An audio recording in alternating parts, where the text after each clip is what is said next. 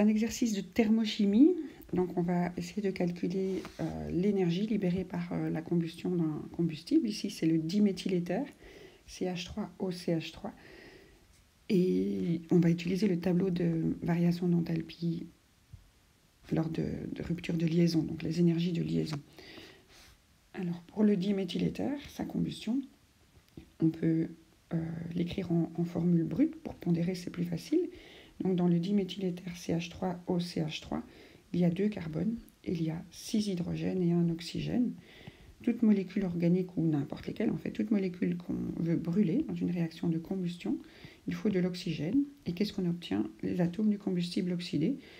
Donc, s'il y a du carbone dans les molécules organiques, il y en aura toujours. On va obtenir du CO2. On parle de combustion complète ici. Et il y aura, comme il y a toujours des hydrogènes dans les molécules organiques, sinon elles ne sont pas réduites, elles ne sont pas organiques. Le CO2 n'est pas d'une molécule organique, même s'il a du carbone. Il y a 6 hydrogènes, donc 3 molécules d'eau libérées lors de la combustion du diméthyléther. Et il y a 2 carbones, donc 2 CO2 libérés lors de la combustion du diméthyléther. Et on regarde qu'il a été nécessaire de coller 4 oxygènes dans le CO2, puisqu'il y a 2 molécules, 3 oxygènes dans l'eau, dans les molécules d'eau. Et donc, ça nous fait 7 molécules d'oxygène à droite. Et donc, comme il y en a une dans le diméthyléther, il faut en placer 6 atomes d'oxygène avec les molécules de dioxygène. Donc, ça nous fait 3. Et donc, on a bien 7 atomes d'oxygène à gauche, 7 atomes d'oxygène à droite. Alors, on va représenter les molécules sous forme développée, enfin, sans détailler les liaisons covalentes polarisées, mais en visualisant toutes les liaisons. Donc, dans l'énoncé, on vous parle de CH3. C'est du carbone lié à 3 hydrogènes. Le carbone sait faire 4 liaisons. Dans la colonne 4, il y a 4 électrons célibataires. Et il est donc lié à l'atome écrit à côté, l'oxygène. L'oxygène sait faire 2 liaisons. Et donc, s'il est lié à un carbone à gauche, il n'en fera qu'une aussi à droite pour être lié au carbone. Et on a encore un CH3. Donc, je rajoute encore 3 hydrogènes sur mon carbone. Alors, dans l'oxygène sous forme de dioxygène, comme il est dans la colonne 6, 2 électrons célibataires, on a une double liaison. Dans le CO2, le carbone sait faire 4 liaisons et il en fait 2 avec chaque oxygène qui veulent chacune en faire 2. Je n'ai pas envie d'écrire plusieurs fois les molécules, donc je mets le coefficient devant. Et on rajoute, on dessine l'oxygène. Donc l'oxygène, c'est aussi de l'hydrogène qui fait une seule liaison, colonne 1, un seul électron célibataire. L'oxygène qui fait 2 liaisons. Et je l'ai représenté sous forme coudée pour avoir un petit peu la géométrie, même si je n'ai pas représenté le diméthyléther avec les géométries tétraédriques autour des carbones. Alors, qu'est-ce qu'on doit faire? On doit calculer la variation d'enthalpie molaire. Donc, variation c'est delta, enthalpie c'est H et molaire. On écrit le petit indice molaire de la réaction. On va utiliser le tableau des énergies. Donc, on regarde qu'en fait, il va falloir fournir une certaine énergie d'activation, on va avoir une variation d'enthalpie qu'on appelle de rupture des liaisons. Et donc, on regarde toutes les liaisons qu'il faut casser. Alors ici, dans le diméthyléther, je vois que j'ai des liaisons CH et que j'en ai 1, 2, 3, 4, 5, 6 liaisons CH. Je vois aussi que j'ai des liaisons CO et que j'en ai 2. Et j'ai toujours aussi des molécules de dioxygène qu'il va falloir couper en 2 pour pouvoir que les oxygènes soient disponibles. Et donc là, des liaisons OO, j'en ai autant que de molécules. Il ne faut pas compter les atomes, mais les liaisons, donc le nombre de molécules. Donc j'en ai 3. Ça, c'est ce qui va se passer dans mes réactifs pour qu'ils puissent exploser en atomes super réactifs qu'on appelle des radicaux libres. Donc c'est ce nombre de liaisons-là que je dois casser. Je cherche dans le petit tableau ce que valent ces liaisons. Donc CH, c'est 410. 6 fois 410. C'est simplement lié à O, c'est 356. 2 fois 356. O doublement lié à O, c'est 494. Donc 3 fois 494. Je calcule mon delta H de rupture, mon énergie d'activation, donc j'additionne tout ça, et j'obtiens 4654 kJ par mol, donc ça c'est écrit dans le tableau aussi. Un petit K, un grand J, c'est le mieux, et donc je mets un plus, c'est une énergie à fournir. Donc dans mon diagramme d'enthalpie, je vais monter en énergie, je vais avoir quelque chose de plus instable quand j'aurai cassé les molécules. De l'autre côté, je vais avoir mon énergie de stabilisation. Mes radicaux libres, quand ils vont reformer des molécules, vont redescendre en énergie. Donc un delta H de formation de liaison. Et laquelle liaison je forme? J'ai des liaisons C doublement liées à O, et j'en ai 4, puisque j'ai 2 atomes, chacun avec 2 liaisons, j'ai 4 liaisons CO. Et puis j'ai des liaisons OH, et j'en ai 6, puisque j'ai 3 fois 2 liaisons à casser, donc ça me fait 6. Je regarde dans mon tableau, le C doublement lié à O dans le CO2, c'est celui avec une astérix, c'est 795. Je prends ça 4 fois. Et le OH, il est ici, c'est 460. Je multiplie et j'additionne pour obtenir le chiffre total, qui est de 5940 kJ par mol.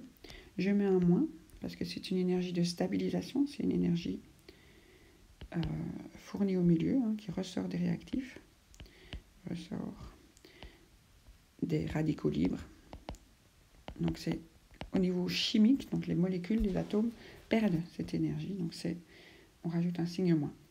Alors, on va calculer la variation d'enthalpie molaire de la réaction.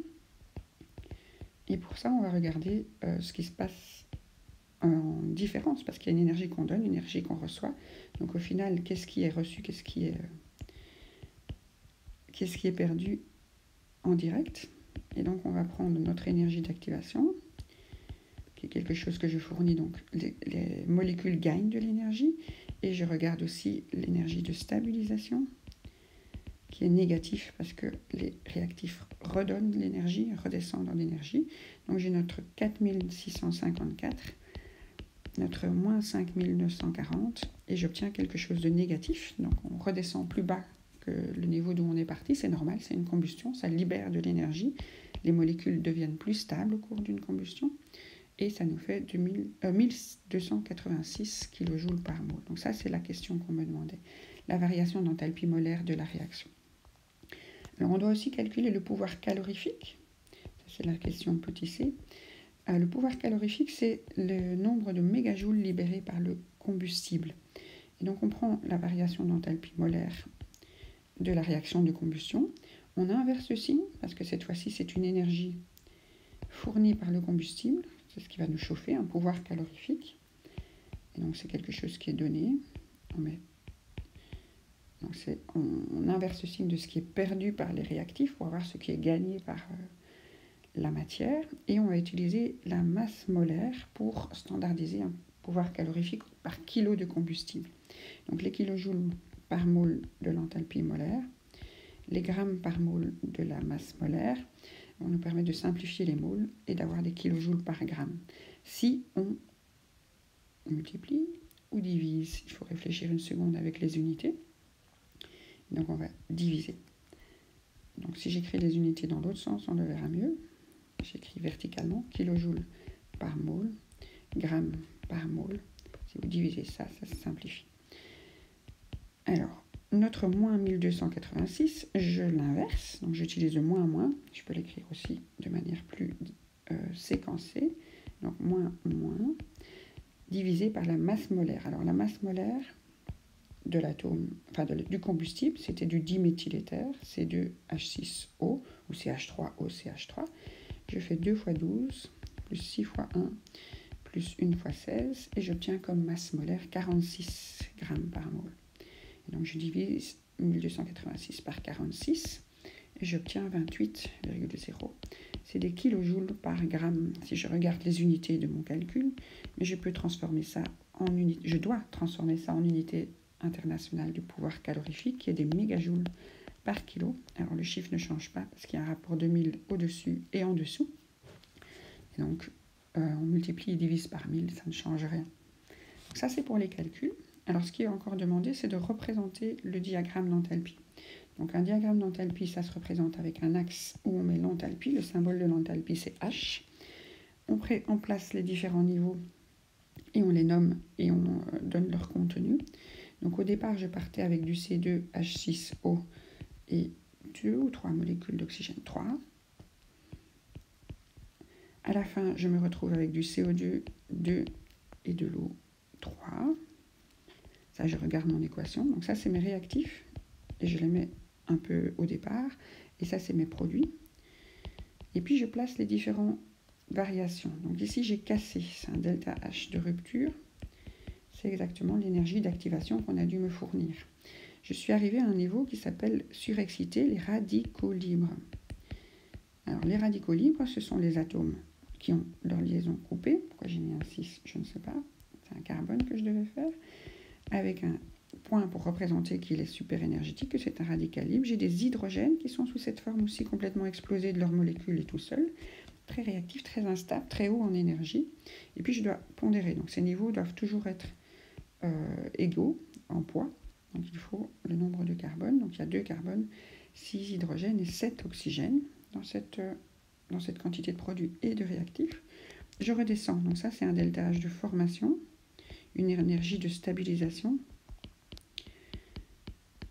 Elle est fournie au milieu. L'énergie d'activation, c'est l'énergie prise au milieu. C'est l'allumette qui doit venir mettre le feu. Prise au milieu. Alors, il nous faut encore placer le niveau, enfin la variation entre les réactifs et les produits, qui est le fameux delta H molaire de la réaction, qui ici est bien négatif vers le bas. Et donc, si on place toutes ces choses, il y a 10 petites choses à indiquer sur ce diagramme d'enthalpie, et on a tous les points. Et je crois qu'on a répondu à toute la question. Donc, on a écrit l'équation en formule brute et de formule développée. On a détaillé les étapes du calcul de la variation d'enthalpie molaire en utilisant les énergies. On a représenté le diagramme. On a calculé le pouvoir calorifique.